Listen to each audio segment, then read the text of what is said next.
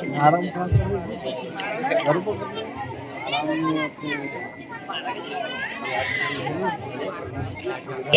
الحمد لله إن الحمد لله نحمده ونستعينه ونستغفره ونؤمن به ونتوكل عليه.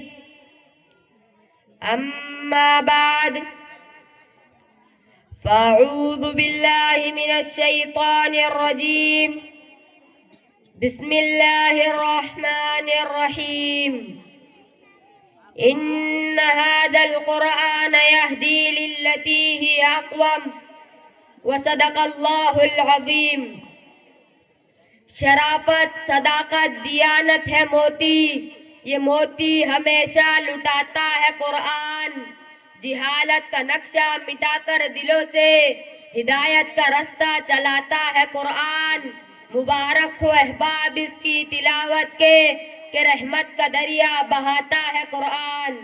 انتہائی واجب الاحترام محترم محتشم ذی وقار حضرات، علماء اکرام، بزرگان دین، آج کا یہ سالانہ عظیم الشان جلسہ جس میں آپ حضرات کے سامنے عظمت قرآن پر لب کشائی کر رہا ہوں، اللہ تعالی میرا کہنا، آپ کا سننا اپنی بارگاہ عالیہ میں قبول فرمائے. بولو آمین. سامعین گرامی، دنیا میں مختلف قسم کی کتابیں پائی جاتی ہیں، لیکن یہ کتاب کسی ایک علم یا فن پر لکھی جاتی ہے. کوئی کتاب صرف مذہب کے بارے میں ہوتی ہے، کوئی کتاب صرف نفسیات کے بارے میں ہوتی ہے، کوئی کتاب صرف اخلاقیات کے بارے میں ہوتی ہے، کوئی کتاب صرف تاریخ کے بارے میں ہوتی ہے. لیکن اس میں انسان کے مداح اور محاد سے بحث نہیں ہوتی. پھر ان کتابوں میں جو کچھ بیان کیا جاتا ہے وہ شک و شبہے سے پاک نہیں ہوتا. آئیے میں آپ کا تعارف ایک ایسی کتاب سے کراؤں جس کا ہر لفظ محفوظ ہے، جس کی ہر بات پکی ہے، جس کا ہر نظریہ شک و شبہے سے بالا تر ہے، جس کی ہر پیشن گوئی یقینی ہے، جس کی بات کو کوئی مائی کا لال جھوٹا ثابت نہ کر سکا، جس کا مشرق و مغرب کو چیلنج ہے کہ آؤ میری کسی خبر، میری کسی پیشن گوئی کو جھوٹا ثابت کر کے دکھاؤ. لیکن کسی عربی اور عجمی کو، کسی افریقی اور ایشیائی کو، کسی امریکی اور روسی کو اس چیلنج کو قبول کرنے کی جرت نہیں ہوئی. پھر یہ ایک ایسی کتاب ہے کہ جس میں ہر مزید علم کی اصل اور بنیاد پائی جاتی ہے. اس کتاب میں تاریخ بھی ہے، علم قصص بھی ہے، علم خطابت بھی ہے، علم میراث بھی ہے، علم مواقعات بھی ہے، علم معنی، علم بیان اور علم بدیع بھی ہے، نحو و صرف بھی ہے، قرات اور تجوید بھی ہے، علم اصول اور کلام بھی ہے.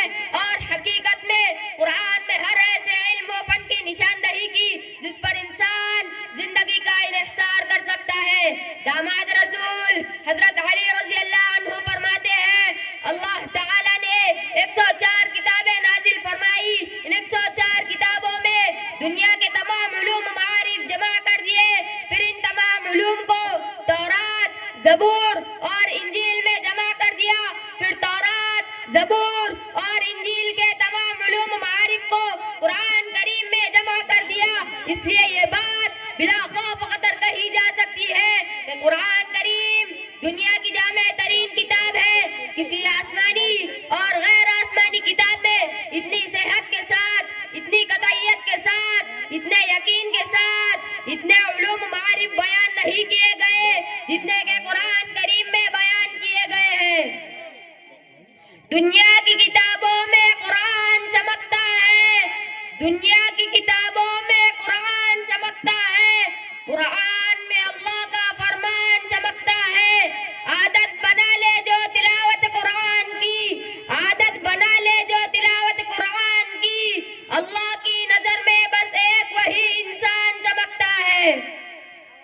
قرآن لارب کتاب ہے، بے عیب کتاب ہے. کتابیں تو پہلے بھی آئی، تورات بھی اللہ کی کتاب، زبور بھی اللہ کی کتاب، انجیل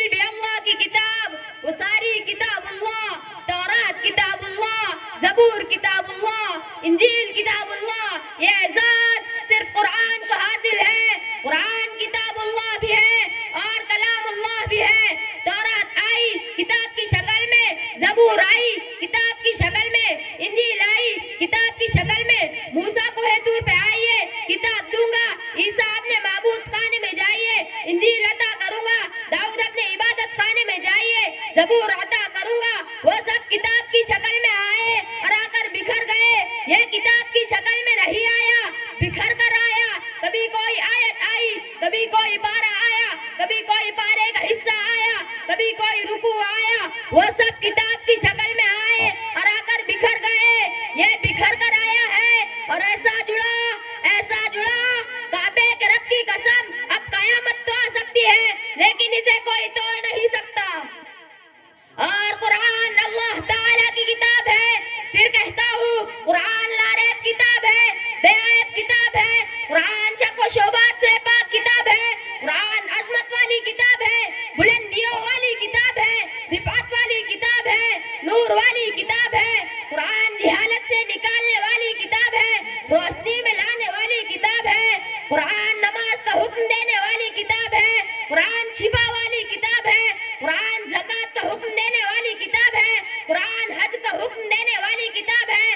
قرآن ظلم کے خلاف بولنے والی کتاب ہے. قرآن صداقت والی کتاب ہے. قرآن عدالت والی کتاب ہے. قرآن سخاوت والی کتاب ہے. قرآن شجاعت والی کتاب ہے. قرآن امانت والی کتاب ہے. قرآن دیانت والی کتاب ہے. قرآن دعوے والی کتاب ہے. قرآن دلیل والی کتاب ہے. قرآن دستور زندگی ہے, منصور زندگی ہے, مقصد زندگی ہے, رونق زندگی ہے, بہار زندگی ہے. اور پھر میں کیوں نہ کہوں, نہ گھبراؤ مسلمانوں, خدا کی شان باقی ہے. نہ گھبراؤ مسلمانوں, خدا کی شان باقی ہے. ابھی اسلام زندہ ہے, ابھی قرآن باقی ہے. بدلے گا زمانہ لاکھ مگر, کہ بدلے گا زمانہ لاکھ مگر, قرآن نہ بدلا جائے گا. ہے قول محمد قول خدا, فرمان نہ بدلا جائے گا. ہر روز بدلتے ہیں دیکھو کفار کی پوجا کے مرکز, مومن کا مگر قبلہ کعبہ, ایمان نہ بدلا جائے گا. کربل میں فدا کی حضرت کے قبیلے نے جانے ہنس کر, امت میں رسول اکرم کا احسان نہ بدلا جائے گا. قرآن کا جھنڈا عالم میں پھر ایک بار خدایا لہرائے. مسلم کا عمل قرآن پہ ہو, وہ دور مبارک پھر آئے. پھر تیری حکومت قائم ہو, گردار تیرا پھر جاری ہو. محکوم ہو تیرا سارا جہاں, محکومی انسان مٹ جائے. بس تیرا ہی انسان بننا ہو اور تو ہی اس کا ملجا ہو. وہ وقت خدایا پھر آئے, وہ دور خدایا پھر آئے. وہ سوز ہو اپنی گرفت میں مردہ بھی جس سے کانپ اٹھے, جو روح زمیں کو تڑپائے, جو قلب و جگر کو گرمائے. وما علینا الا البلاغ.